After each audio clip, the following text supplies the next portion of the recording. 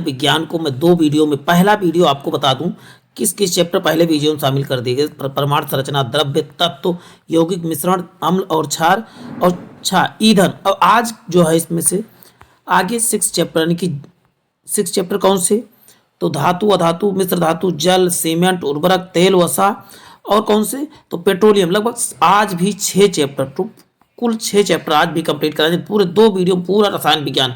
आप किसी भी कॉम्पिटिटिव एग्जाम की तैयारी कर रहे हैं तो प्यारे साथियों ये आपके लिए बहुत ही, पूरे एनसीईआरटी का निचोड़ मैं आपको 2 वीडियो दे रहने वाला हूं। तो प्यारे साथियों बने रहें, ये वीडियो आपके लिए बहुत हेल्पफुल साबित होने वाला है। तो आज हम जो है 7वां चैप्टर से प्रारंभ कर दे जा रहे हैं। 7वां चैप्टर क्या है आपके सामने स्क्रीन पे देखिए। 7वां चैप्टर है धातु, अधातु और मिश्र धातुओं की चर्चा मैं करने जा रहा हूं प्यारे साथियों। बहुत जबरदस्त ये श्रृंखला आपके लिए होने वाली है। बस आपको इस वीडियो को बहुत ध्यानपूर्वक वॉच करना है, आपको इसका बहुत ही चमत्कारिक लाभ मिलेगा। देखिए पहला क्वेश्चन इसमें, धातुएं अम्लों से क्रिया करके हाइड्रोजन को क्या कर देती हैं, विस्थापित कर देती हैं, मतलब क्या है, अलग कर देती हैं। और वहीं कहा जाए कि वायुयान निर्माण में किस धातु का प्रयोग किया जाता है, तो बताओ पैलेडियम धातु का प्रयोग किया जाता है। यही कहा जाए रणनीतिक धातु किसे कहा जाता है, तो रणनीतिक धातु आप बताएंगे टाइटेनियम रेडियो सक्रिय को रणनीतिक धातु कहा जाता है। अब बताएं पारा किस में रखा जाता है, तो पारा आप तो लौह के धातु पात्र में भी और प्लस शीशे में भी पारा को रखा जा सकता है, लेकिन सामान्यतः लोहे में ही रखा जाता है। चांदी धातु के चम्मच में अंडा नहीं खाना चाहिए, किसमें, चांदी के धातु के उसमें बर्तन में क्या अंडा नहीं खाना, क्योंकि आप जाए तो तुरंत उसकी विकृत हो जाता है, उसका कलर चेंज हो जाता है और क्रिया कर जाता है। इसीलिए क्लोरोफिल में उपस्थित तत्व में क्या होता है, तो बताओ मैग्नीशियम। और प्रकाश संश्लेषण में कौन सी धातु सहायक है, तो मैग्नीशियम का सिंबल क्या होता है, बताओ Mg होता है। और वही बात करते हैं गोल्ड यानी अम्लराज, गोल्ड क्या है, अम्लराज यानी एक्वा रेजिया में घुल जाता है। आपको बताओ कि गोल्ड को धुलने या साफ करने के लिए किसका प्रयोग किया था, तो एक्वा रेजिया का ही प्रयोग किया जाता है। अब वही बात होती है आतिशबाजी के दौरान हरा रंग किसके कारण से, तो बेरियम की उपस्थिति के कारण जो होता है हरा रंग होता है। अब बेर कैसा होता है, तो बताओ बेर, देखिए बेर का कलर हरा होता है, तो हरा रंग किसके कारण से, तो बेरियम के कारण ही जो आतिशबाजी यानी कि गोला बारूद जो जगाते नहीं शादी विवाह में, उसका हरा रंग बेरियम के कारण। जबकि लाल रंग किसके कारण, लाल चटक रंग स्ट्रॉन्सियम के कारण जो है लाल होता है। वही बात करते हैं वनस्पति तेल, कृत्रिम घी के निर्माण में जो है निकेल उत्प्रेरक का प्रयोग किया जाता है वनस्पति घी बनाने में। और वही जिरकोनियम का प्रयोग किसके लिए, तो नाभिकीय रिएक्टर में जिरकोनियम का प्रयोग किया जाता है। और वही तो चांदी, ये चांदी का सिंबल Ag होता है। गोल्ड, तांबा तथा प्लेटिनम अपने कम अभिक्रियाशील के कारण स्वतंत्र अवस्था में पाए जाते हैं। कौन कौन से, चांदी, सोना, तांबा, प्लेटिनम, ये सब अब कम अभिक्रियाशील होने के कारण ये क्या है, स्वतंत्र अवस्था में पाए जाते हैं। अब बात करें कार्बन, गंधक आदि ठोस अधातुएं हैं। देखिए कार्बन क्या है और गंधक क्या है, या सल्फर का होती है, ठोस अधातुएं हैं। जबकि ब्रोमीन द्रव और ऑक्सीजन, नाइट्रोजन ये क्या है, आदि गैसें हैं। ब्रोमीन, यहाँ पर ब्रोमीन गलत लिखा हुआ है, ब्रोमीन गैस नहीं है, ये जो है एक प्रकार का द्रव, ब्रोमीन द्रव है। हाँ ठीक, ब्रोमीन द्रव, ऑक्सीजन, नाइट्रोजन आदि क्या है, गैसें हैं। और ब्रोमीन यह धातु है किस प्रकार का, तो बताओ कि द्रव धातु है। चलते हैं नेक्स्ट देख लेते हैं। हीरा एवं ग्रेफाइट जो है कार्बन के क्रिस्टलीय अप्रूप, मतलब शुद्धतम अप्रूप कौन से हैं, तो हीरा और ग्रेफाइट हैं। वही बात करते हैं हीरा कठोर एवं विद्युत का कुचालक होता है। इसका प्रयोग वो है आभूषण एवं कांच को काटने में किया जाता है। किसका प्रयोग, तो बताओ कि हीरा का प्रयोग जो होता है आभूषण तथा कांच को काटने में किया जाता है। 2 या 2 से अधिक धातुओं अथवा एक धातु अथवा एक अधातु के समांग मिश्रण को जो है मिश्र धातु कहा जाता है। एक धातु और एक अधातु के मिश्रण को समांग मिश्रण कहा जाता है। अब बात करते हैं जब पारा किसी धातु से मिलकर मिश्र धातु बनाता है, तो जब पारा को किसी धातु के साथ मिलाया जाता है उस प्रक्रिया को बोलते हैं अमलगम, या क्या कहा जाता है, बताओगे, अमलगम कहा जाता है। अब बात करते हैं नेक्स्ट की मिश्र धातु में कम से कम एक धातु तत्व होना आवश्यक है। ये चीज याद कर रखना, मिश्र धातु कम से कम एक धातु तत्व बना आवश्यक, लेकिन मुख्य रूप से मिश्र धातु, हाँ ठीक है। अब बात करते हैं मिश्र धातु की कठोरता घटत धातु की तुलना में क्या होती है, अधिक होती है। करेक्ट, धातुओं की तुलना में जो है मिश्र धातुएं अधिक कठोर होती हैं, इसका ये मतलब है। तांबा एल्युमिनियम मिला के क्या बनता है, तो आप बताओगे रोल गोल्ड सोना कैसे बनता है। तांबा और एल्युमिनियम दोनों को मिला दिया जाए तो रोल गोल्ड सोना बनता है। अब बात करते हैं तांबा और जिंक सिप क्या बनता है आप बताओगे, पीतल जो क्या बनता है, तांबा तथा जिंक से पीतल बनता है। वहीं तांबा तथा टिन से क्या बनता है आप बताओगे, कांसा बनता है। तांबा तथा टिन से आप बताएं कांसा। लेड और टिन से क्या बनता है, सोल्डर जो है लेड और टिन से बनता है। सोल्डर किससे बनता है बताओ, लेड और टिन से। वहीं नाइक्रोम का विद्युत तापन अवयव के लिए उपयोग किया जाता है। किसका, तो आप बताओगे नाइक्रोम का प्रयोग जो होता है विद्युत तापन के अवयव के रूप में प्रयोग किया जाता है। वहीं एल्यूमिनियम ऑक्साइड का सूत्र आपको जरूर याद करना है, Al2O3 उभयधर्मी ऑक्साइड है। धातुओं के ऑक्साइड कैसे होते हैं तो आप बताओगे क्षारीय, जबकि अधातुओं के ऑक्साइड कैसे होते हैं तो आप बताओगे उदासीन और अम्लीय दोनों होते हैं। धातुएं कैसे होती है आप बताओगे क्षारीय, जबकि अधातुएं कैसे होती हैं तो उदासीन तथा अम्लीय दोनों प्रकृति की पाई जाती हैं। अब हम नेक्स्ट चैप्टर की बात करेंगे। नेक्स्ट चैप्टर हमारा क्या है तो आप बताओगे जल है, 8वां चैप्टर। ये सब बहुत छोटे छोटे चैप्टर हैं, क्वेश्चन इसमें इनसे जरूर बनते रहते हैं, तो इनको भी आपको देखना। जैसे आप पिछला चैप्टर पढ़े हैं 6 चैप्टर। कठोर जल का साबुन के साथ फेन नहीं बनता, ये चीज़ याद करें। कठोर जल की पहचान क्या है, इसके साबुन के साथ ये झाग नहीं बनाते हैं। जल की अस्थायी कठोरता कैल्शियम तथा मैग्नीशियम के क्लोराइड तथा सल्फेट के घुले होने के कारण से होता है। किस कारण से आप बताओगे कठोर होते हैं, तो कैल्शियम के क्लोराइड तथा मैग्नीशियम के सल्फेट घुले होते हैं, इसी कारण से यह जल कठोर होता है। जल की अस्थायी कठोरता किसके, तो कैल्शियम तथा मैग्नीशियम दोनों के क्या घुले होते हैं, तो मतलब कार्बोनेट के घुले होने के कारण ही जो होता अस्थायी कठोरता इसमें पाई जाती है। जल में हाइड्रोजन ऑक्सीजन का अनुपात कितना होता है, भार के अनुसार कितना होता है, तो बताओ 1:8 जो होता है भार के अनुपात। जबकि इनका आयतन यदि पूछा जाए तो आयतन कितना होता है, 2:1 होता है। अब कैसे, H2O तो आयतन तो देखिए 2 और यहाँ पर 1। अब वहीं आप बात करें तो हाइड्रोजन और ऑक्सीजन, यहाँ पर हाइड्रोजन का परमाणु क्रमांक 1 होता है और ऑक्सीजन का 8 होता है, ऐसे करके 1:8, तो भार के अनुसार 1:8 कर लीजिएगा। जबकि आयतन कैसे, तो यहाँ पर देखिए 2 हाइड्रोजन और 1 ऑक्सीजन, तो उसी प्रकार 2H2O आयतन के अनुसार हो जाएगा। ये दोनों को बहुत ध्यानपूर्वक आपको देखना है, अन्यथा आप गलतियां जरूर करेंगे। समुद्री जल में सर्वाधिक मात्रा में क्या पाया जाता है बताओ, सोडियम क्लोराइड यानी NaCl, यानी NaCl मतलब नमक समुद्री जल में सबसे अधिक पाया जाता है। अब बात करते हैं जल का अणुभार कितना होता है आप बताओगे 18, जबकि भारी जल का कितना होता है 20 होता है। जल का अणुसूत्र आप क्या बताओगे, अणुसूत्र H2O होता है। यहाँ पर H2O, यहाँ पर HO2 लिखा था वो गलत था, ठीक है, इसको करेक्ट कर ले सभी लोग। वही भारी जल का अणुभार कितना बताओ 20 होता है। मृदु जल में साबुन के साथ आसानी से और अधिक झाग देता है। मृदु जल कैसा आप बताओगे, आसानी से झाग देता है। बात करते हैं जल की अस्थायी कठोरता, जल को उबाल देने पर जो है खत्म किया जा सकता है। जल को उबाल कर अस्थायी कठोरता खत्म की जा सकती है। शुद्ध जल कैसा होता है आप बताओ, उदासीन होता है। जल के शुद्धिकरण के लिए कौन सी, क्लोरीन गैस का प्रयोग जो होता है जल के शुद्धिकरण में प्रयोग किया जाता है। अब जल से इतने क्वेश्चन बन रहे थे उतना मैंने इसको आपको बता दिया। अब बात करते हैं नेक्स्ट है सीमेंट से क्वेश्चन और कहाँ से बनते हैं उनकी चर्चा में कर लेता हूँ। ये जो है NCERT का शॉर्ट नोट्स है, ये समरी जो होता है उसी से क्वेश्चन लिए गए हैं। अब बात करते हैं सीमेंट से। सीमेंट पोर्टलैंड सीमेंट की खोजकर्ता जोसेफ अस्पर्डीन है। सीमेंट की खोजकर्ता आप बताओगे जोसेफ अस्पर्डीन है।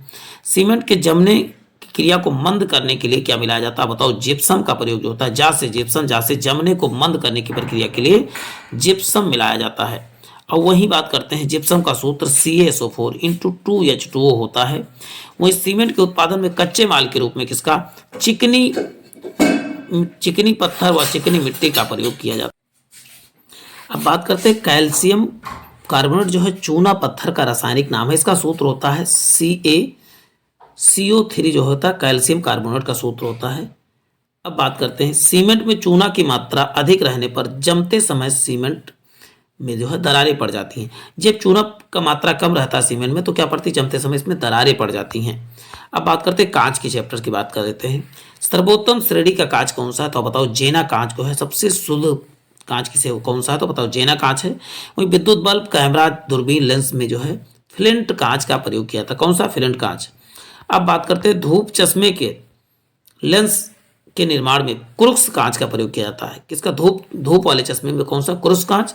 वहीं सामान्यतः चश्मे के लेंस में जो है क्राउन कांच का प्रयोग किया जाता है। चश्मे के लेंस में आप बताओगे क्राउन कांच का प्रयोग किया जाता है।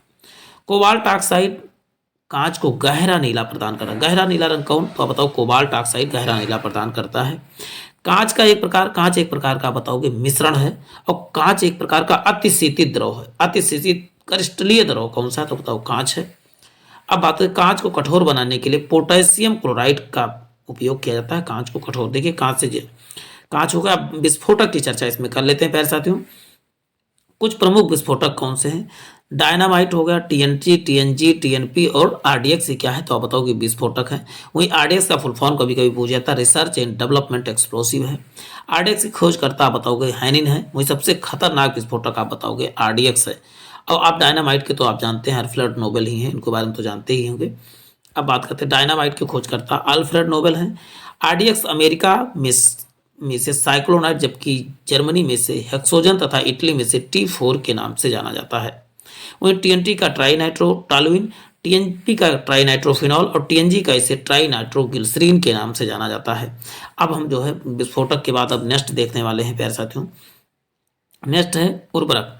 ये सब बहुत छोटे छोटे चैप्टर्स हैं, लेकिन बहुत ही इंपॉर्टेंट होते हैं। चलते हैं। सड़ी गली कार्बनिक वस्तुओं को तैयार की गई खाद को कंपोस्ट कहा जाता है। कंपोस्ट कैसे, सड़ी गली वस्तुओं को सड़ा के तैयार की जाती है। यूरिया में नाइट्रोजन का प्रतिशत आप जानते हो कितना होता है, 46%। यूरिया में नाइट्रोजन किस रूप में उपस्थित होता है, बताओ, नाइट्रोजन एमाइड के रूप में उपस्थित होता है। यूरिया में नाइट्रोजनी उर्वरक नाइट्रोलियम का एक उर्वरक है। वहीं सामान्य उर्वरकों में जिन 3 तत्वों का सबसे अधिक आवश्यकता होती है, जैसे नाइट्रोजन, फास्फोरस और पोटेशियम, इन्हीं तत्वों की सबसे अधिक उर्वरकों में आवश्यकता होती है। एनपीके के नाम से इनको जाना जाता है। अब बात करते हैं नाइट्रोजनी उर्वरक। ये मृदा में नाइट्रोजन की कमी को पूरा करते हैं। जैसे उदाहरण है यूरिया, अमोनिया, नाइट्रोजन नाइट्रेट और कैल्शियम साइनेमाइड आदि, ये जो है क्या है, इसके उदाहरण है। अब बात करते हैं फास्फेटी उर्वरक। ये मृदा में फास्फोरस की कमी को पूरा करते हैं। उदाहरण के तौर पर सुपर फास्फेट लाइम और ट्रिपल सुपर फास्फेट। तो इन दोनों का नाम याद करना है। फास्फेटी उर्वरक कौन में आते हैं, जिसमें फास्फेट शब्द आपको लिख जाए तो आपको आंसर में लगा ही देंगे। तो फास्फेट दिख जाए वहाँ पर फास्फेटी उर्वरक हो जाए। पोटास उर्वरक कौन से हैं, पोटेशियम की कमी को पूरा करते हैं। उदाहरण के तौर पर पोटेशियम क्लोराइड, पोटेशियम नाइट्रेट और पोटेशियम सल्फेट। पोटेशियम उसमें लगा ही रहेगा, तो इसको याद करने की कोई जरूरत नहीं है। अब बात करते हैं साबुन और अपमार्जक। साबुन बनाने की चिन्हित प्रक्रिया क्या कहलाती है, साबुनीकरण कहलाती है। अपमार्जक शोधन अभिकर्ता, एक प्रकार का ये साफ करने का कार्य करता है। जैसे कपड़ा साफ करने में डिटर्जेंट का प्रयोग किया जाता है। डिटर्जेंट के पृष्ठ तनाव के सिद्धांत पर कार्य करते हैं। क्या क्या करता है, जहाँ पर डिटर्जेंट लगाया जाता है वहाँ पृष्ठ तनाव कम हो जाता है। साबुन बनाने में कास्टिक सोडा, कास्टिक पोटास आदि जो है क्षारीय पदार्थ प्रयुक्त किए जाते हैं। वहीं बात करते हैं उच्च वसीय अम्लों में सोडियम और पोटेशियम लवण साबुन कहलाते हैं। सोडियम और पोटेशियम लवण क्या कहलाते हैं, आप बताओ, साबुन कहलाते हैं। वहीं बात करते हैं वनस्पति तेल साबुन बनाने में प्रयुक्त होता है। वनस्पति तेल किसमें, आप बताओ, साबुन बनाने में प्रयुक्त होता है।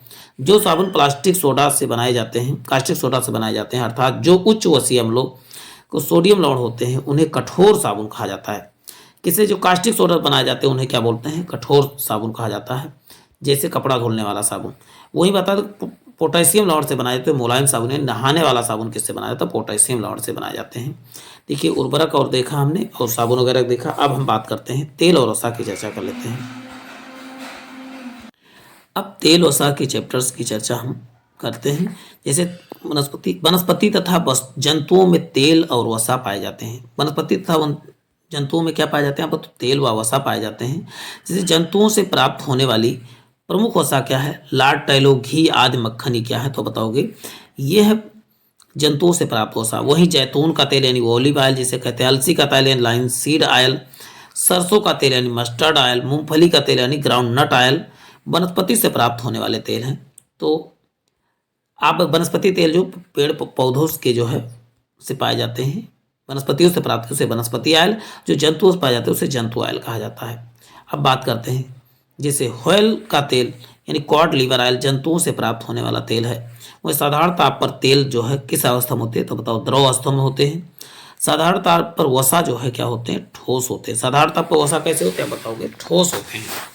अब बात करते हैं तेल और ठोस में ही अंतर है। साधारण ताप पर तेल क्या होते हैं, द्रव, और साधारण ताप पर वसा क्या होते हैं, तो बताओ, ठोस होते हैं। संतृप्त वसा अम्लों इन अनसैचुरेटेड फैटी एसिड में ग्लिसरॉल जो साधारण ताप पर द्रव होते हैं वह हाइड्रोजन कहलाते हैं। वहीं सूरजमुखी का तेल हृदय रोगियों के लिए प्रयुक्त होता है। हृदय रोगियों के लिए कौन सा, तो आप बताओ सूरजमुखी का तेल प्रयोग में लाया जाता है। वनस्पति तेल का भोजन के रूप में तथा साबुन बनाने में उपयोग किया जाता है। किसका, वनस्पति तेल का।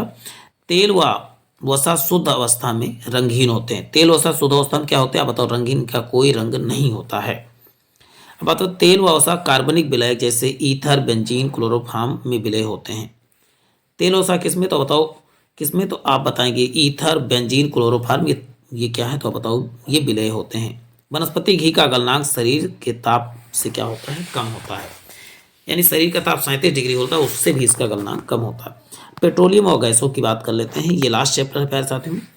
पेट्रोलियम और गैसों की चर्चा के बाद ये क्लास वाइंड अप होगी। उसके बाद आपको बता दूं कि बायोलॉजी की पूरा जो है पूरी एनसीईआरटी की निचोड़ पड़े हुए हैं। फिजिक्स की पूरा निचोड़ पड़ा हुआ है। ये जो है अब उसके बाद जो है पूरा हिस्ट्री का एनसीईआरटी का हम निचोड़ लेके आने वाले हैं। तो प्यारे साथियों बने रहें और हिस्ट्री के भी एनसीईआरटी निचोड़ को जरूर देखें। अब बात करते हैं पेट्रोलियम की चर्चा हम कर लेते हैं। जैसे पेट्रोल, डीजल तथा केरोसिन आदि जो है ये खनिज तेल के उदाहरण है, जबकि पेट्रोलियम हाइड्रोकार्बन का एक जटिल मिश्रण है। क्या, हाइड्रोकार्बन का जटिल मिश्रण ही क्या है, तो आप बताओगे पेट्रोलियम। हाइड्रोकार्बन का प्राकृतिक स्रोत क्या है, तो बताओगे जीवभार है। प्राकृतिक स्रोत क्या है, तो बताओगे ये जीवाश्म कह सकते हो इसे।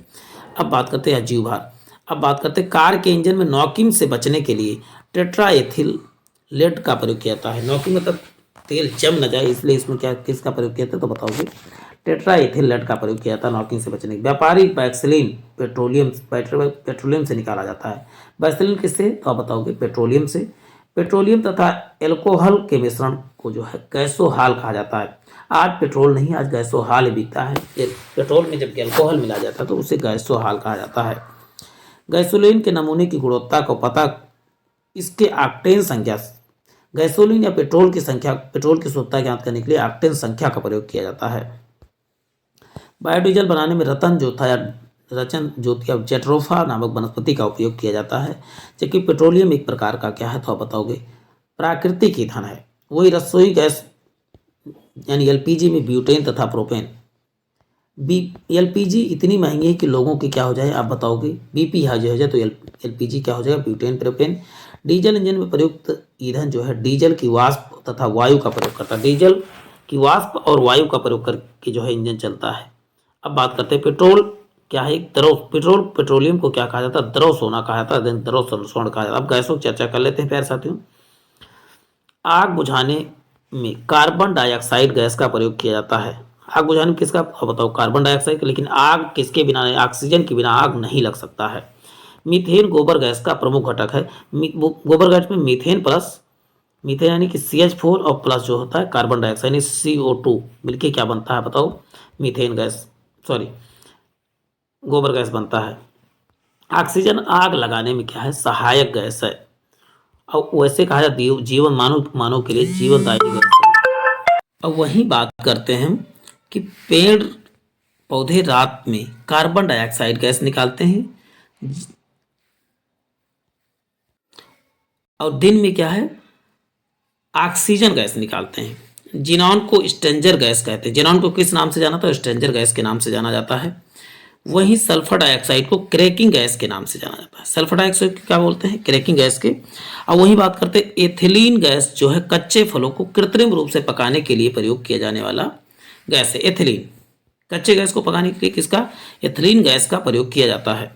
गुब्बारों को उड़ाने के लिए किसका गैस, तो हीलियम गैस भरी जाती है। गुब्बारों में कौन सी, हीलियम गैस भरी जाती है। अच्छा, वैसे सबसे हल्की गैस हाइड्रोजन होती है, लेकिन वो क्रियाशील होती है, इसीलिए जो है हीलियम गैस का प्रयोग किया जाता है। वायुयान के टायरों में भी हीलियम गैस का ही प्रयोग किया जाता है। प्रकाशीय सजावट तथा विज्ञापन के लिए विसर्जन नलिकाओं में प्रयुक्त होने वाली गैस क्या है, तो बताओ नियॉन गैस है। अब बात करते हैं अक्रिय गैसें। रेडॉन जो है वायुमंडल में नहीं पाई जाती हैं, जबकि ये रेडॉन एक समय जब भूकंप आने वाला होता तभी जो है रेडॉन गैस, अब कहीं पर नहीं शब्द लिखा होता, इसको जरूर ध्यान दिया करिए, जिसका प्रयोग जो होता है कैंसर के उपचार में किया जाता है। मोटर वाहनों के धुएं से निकलने वाली विषैली गैस की कौन सी, तो बताओ कार्बन मोनोऑक्साइड यानी CO है। वही बात करते हैं रेफ्रिजरेटर में जल को ठंडा करने के लिए अमोनिया गैस का प्रयोग किया जाता है। किसका, आप बताएंगे। Ammonia gas. दलदली भूमि, धान का खेत, मीथेन गैस का प्रमुख स्रोत है। दलदली भूमि, धान का खेत किसके स्रोत है, बताओ। मीथेन गैस का स्रोत है। वही कोयले की खानों में प्रायः जो है विस्फोट मीथेन गैस के कारण होता है। किसके कारण, तो बताओ, मीथेन गैस के। अब बात करते हैं सल्फर डाइऑक्साइड जो है अम्लीय सल्फर डाइऑक्साइड क्या है, गैस अम्लीय वर्षा के लिए क्या होती है, उत्तरदायी। और नाइट्रोजन डाइऑक्साइड भी अम्लीय वर्षा के लिए उत्तरदायी होती है। तो दो गैसें आपको याद करें, एक SO2 एक होता है दूसरा NO2। अब बात करते हैं हाइड्रोजन सल्फाइड यानी H2S रंगहीन गैस, जिससे सड़े गले या मछली की गंध आती कह सकते हो। अमोनिया का जलीय विलयन जो है लाल लिटमस को नीला कर देता है। क्या, लाल लिटमस को नीला कर देता है। अमोनिया रंगहीन तीखी गंध वाली गैस है। इसे सूंघने पर छींक तथा आंखों में आंसू आ जाती है।